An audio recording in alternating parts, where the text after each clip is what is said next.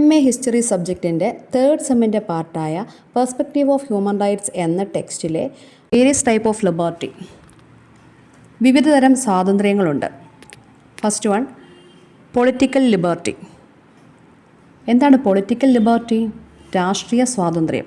പീഡനത്തെക്കുറിച്ചോ പ്രതികാരത്തെക്കുറിച്ചോ ഭയപ്പെടാതെ രാഷ്ട്രീയ പ്രക്രിയയിൽ പങ്കെടുക്കുവാനും വോട്ട് ചെയ്യുവാനും പൗരപ്രവർത്തനങ്ങളിൽ ഏർപ്പെടാനുമുള്ള കഴിവാണ് രാഷ്ട്രീയ സ്വാതന്ത്ര്യം അഥവാ political liberty. Second one, personal liberty. വ്യക്തി സ്വാതന്ത്ര്യം.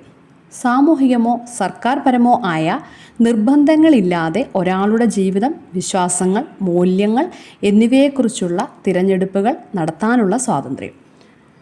തേർഡ് വൺ, സാമ്പത്തിക സ്വാതന്ത്ര്യം.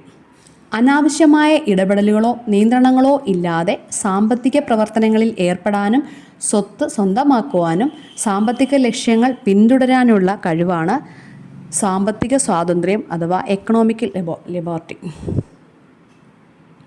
ഫോർത്ത് വൺ, സാമൂഹിക സ്വാതന്ത്ര്യം.